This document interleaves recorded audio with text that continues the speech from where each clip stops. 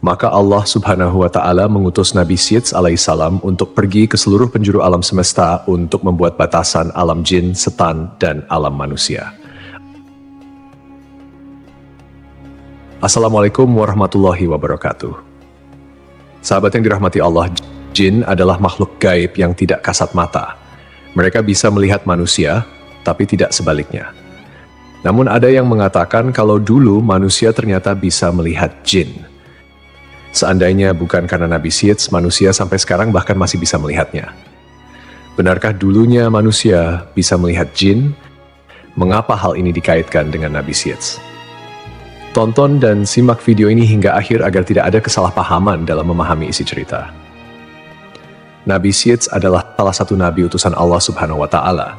Nabi Syeds adalah putra Nabi Adam dan tidak termasuk dalam 25 nabi dan rasul yang tersebut dalam Al-Quran. Imam Ibnu Katsir mengatakan dalam Qasas al-Anbiya, Syeds artinya anugerah Allah. Nama tersebut diberikan karena Nabi Adam dan Siti Hawa mendapatkan karunia putra tersebut setelah terbunuhnya Habil di tangan saudaranya sendiri, Qabil. Kisah terbunuhnya Habil oleh Qabil ini telah diabadikan oleh Allah Subhanahu wa Ta'ala melalui firman-Nya dalam Al-Quran Surat Al-Maidah ayat 27. Bacakanlah Nabi Muhammad kepada mereka berita tentang dua putra Adam dengan sebenarnya. Ketika keduanya mempersembahkan kurban, kemudian diterima dari salah satunya, Habil, tidak diterima dari yang lain, Qabil. Dia, Qabil, berkata, sungguh aku pasti akan membunuhmu. Dia, Habil, berkata, sesungguhnya Allah hanya menerima amal dari orang-orang yang bertakwa. Qabil bisa disebut sebagai awal mula angkara murka di muka bumi setelah Nabi Adam alaihissalam diturunkan ke dunia. Karena perbuatannya itu, Qabil harus menanggung dosa yang terus mengalir sampai hari kiamat. Rasulullah Shallallahu Alaihi Wasallam bersabda, tidaklah dibunuh satu jiwa dengan zalim, melainkan dosa pembunuh itu akan ditanggung pula oleh anak Adam yang bernama Qabil, karena dialah yang pertama memberi contoh pembunuhan. Hadis riwayat Bukhari dan Muslim. Hal senada juga disampaikan Rasulullah Shallallahu Alaihi Wasallam, barang siapa memulai perkara baik yang disyariatkan maka baginya pahalanya dan pahala orang yang mengikutinya sampai terjadinya hari kiamat. Dan barang siapa yang mulai perkara jelek maka baginya dosanya dan dosa orang yang mengikutinya sampai terjadinya hari kiamat.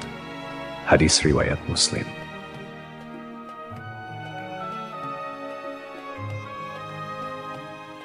Dikisahkan setelah Nabi Adam alaihissalam mengetahui Habil terbunuh, Nabi Adam sangat bersedih dalam waktu yang lama.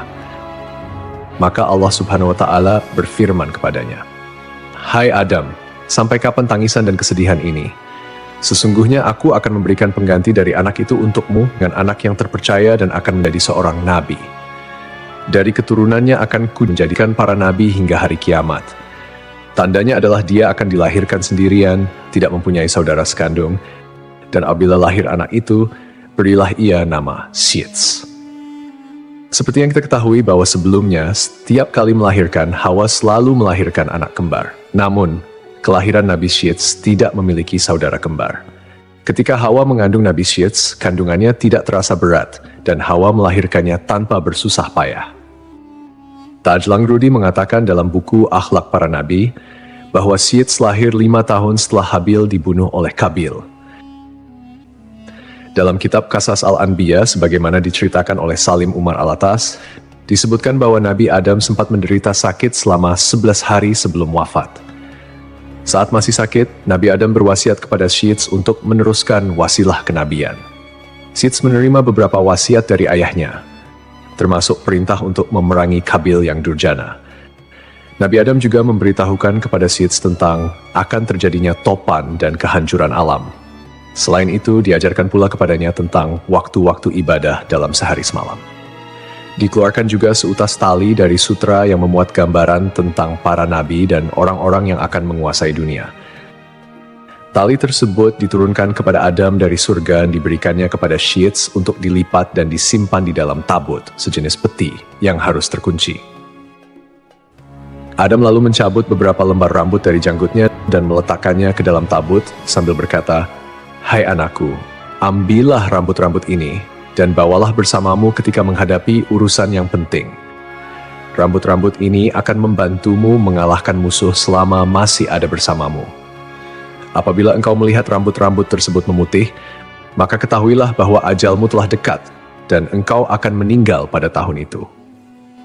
Kemudian Nabi Adam mencopot cincinnya dan memberikannya kepada Syed serta menyerahkan tabut dan suhuf yang telah diturunkan kepadanya. Adam berkata, "Wahai anakku, perangilah saudaramu Kabil.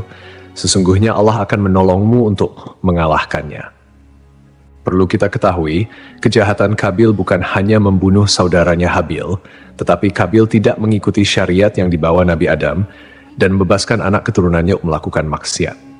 Tidak ada batasan antara laki-laki dan perempuan, hingga dari keturunan Kabil lah muncul alat musik yang dipakai untuk mengiringi tarian yang semakin melewati batas. Mereka terjerembab kepada budaya dan gaya hidup tanpa hijab dan aurat. Maka terjadilah perlakuan-perlakuan layaknya binatang. Tidak ada budaya malu, yang ada adalah perasaan bangga tatkala mampu melakukan hal yang tidak biasa. Jiwa mereka terpenjara dalam buayan hasrat untuk mendapatkan kepuasan.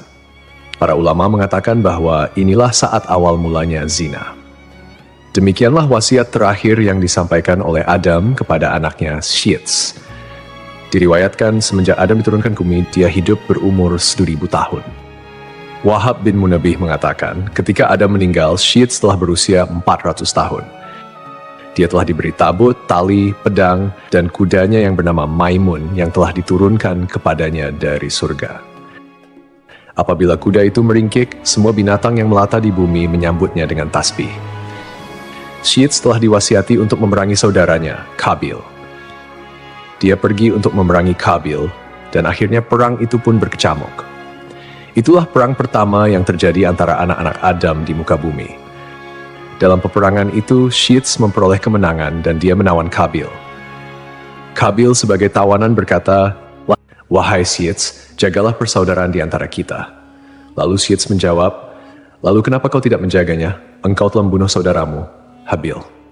Jawaban Syed pun sangat logis dan penuh dengan pertanyaan moral. Kenapa kau tidak menjaganya? Pertanyaan yang menyinggung kontradiksi antara kata-kata dan tindakan Kabil. Ini menggambarkan bagaimana dosa dan kejahatan dapat merusak hubungan persaudaraan, dan juga menggambarkan kedalaman rasa bersalah atau mungkin penyesalan yang dihadapi Kabil jika dia sampai menyadari kesalahannya. Kemudian Kabil ditawan oleh Syed, kedua tangannya dibelenggu di atas pundaknya dan dia ditahan di tempat yang panas sampai meninggal. Anak-anak Kabil bermaksud menguburkannya. Tiba-tiba iblis datang kepada mereka dalam rupa malaikat. Iblis berkata kepada mereka, "Jangan dikubur di dalam bumi." Iblis membawakan 2 batu hablur yang telah dilubangi tengah-tengahnya. Dia menyuruh mereka memasukkan Kabil ke dalam ruang antara 2 batu hablur itu, memakaikannya pakaian terindah dan meminyakinya dengan ramuan-ramuan tertentu, sehingga dia tidak akan mengering. Lalu iblis menyuruh mereka menyimpannya di sebuah rumah. Diletakkan di atas kursi yang terbuat dari emas dan memerintahkan kepada setiap orang yang masuk ke rumah itu untuk bersujud kepadanya sebanyak 3 kali. Iblis memerintahkan kepada mereka untuk merayakan upacara setiap tahun untuknya dan berkumpul di sekitarnya. Kemudian iblis mewakilkan urusan ini kepada setan. Setan itulah yang kemudian berkomunikasi dengan mereka sehingga manusia terus-menerus sujud kepada Kabil. Sementara Syed, setelah dia menunaikan tugasnya memerangi Kabil, pulang ke negeri Hindi, India, Syed terus melanjutkan tugasnya sebagai nabi dan pemimpin spiritual keturunan Adam yang taat kepada Allah. Nabi Syed dipercaya melanjutkan dakwahnya untuk mengajarkan tauhid dan hukum-hukum Allah kepada manusia. Setelah kepergian Nabi Adam dan Hawa, Allah menurunkan 50 sahifah kepada Nabi Syed. Dialah orang pertama yang mengeluarkan kata-kata hikmah. Dialah yang pertama kali melakukan transaksi dengan emas dan perak, dan orang pertama yang memperkenalkan jual beli, membuat timbangan dan takaran, dan dialah orang pertama yang menggali barang tambang dari dalam bumi. Mengenai kisah Nabi Syed memisahkan alam manusia dengan alam jin seperti yang dikatakan bahwa Syed mendapatkan tugas dari Allah. Ia mendapat mandat meneruskan wasilah kenabian. Nabi Adam juga sempat mengingatkan Syed untuk menjaga kerahasiaan mandat tersebut agar tidak sampai diketahui oleh putranya yang pendengki, Kabil. Salah satu tugasnya adalah membuat batas antara alam manusia dan jin. Sebelum Syed bertugas, dahulu masih bisa dilihat jin atau syaitan yang berkeliaran. Jarak mereka dengan manusia tidak ada. Belakangan, Adam telah diperlihatkan jumlah manusia, angka keturunannya yang bertambah. Kemudian Nabi Adam AS berdoa semoga ada di antara anaknya yang melanjutkan risalah. Kemudian terpilihlah di antara anaknya yakni Sits menjadi orang yang menutup pandangan manusia melihat jin. Pada saat itu tidak ada batasan dunia antara jin dan manusia. Dan hal tersebut menjadikan manusia bisa melihat jin yang sedang beraktivitas layaknya manusia. Akan tetapi, berkat doa dari Nabi Sits, salah satu anak Nabi Adam manusia kini tidak bisa lagi melihat jin dan memisahkan antara dunia jin dan manusia. Kisah tersebut perlu dikaji lebih mendalam mengenai sumber-sumber yang syahih yang dapat dipercaya. Tidak ada riwayat atau kisah spesifik yang secara langsung menghubungkan beliau dengan peristiwa ini. Dalam Islam, jin adalah makhluk gaib yang diciptakan oleh Allah dari api tanpa asap, dan mereka memiliki dunia mereka sendiri yang berbeda dengan manusia. Tidak ada keterangan yang sahih yang menjelaskan bahwa ada masa tertentu di mana manusia bisa melihat jin secara umum, dan kemudian kemampuan itu hilang. Pada dasarnya, manusia memang diciptakan dengan keterbatasan dalam hal penglihatan terhadap makhluk gaib seperti jin. Hal ini adalah bagian dari ujian di dunia, di mana manusia harus beriman kepada yang gaib, tak terlihat, termasuk keberadaan jin, malaikat, dan hal-hal yang tidak tampak oleh mata. Dalam ajaran Islam, manusia bisa melihat jin hanya jika Allah menghendakinya, misalnya melalui kejadian-kejadian tertentu atau sihir yang dilarang. Namun, ini bukanlah sesuatu yang umum atau diceritakan secara spesifik dalam sejarah Nabi Sits.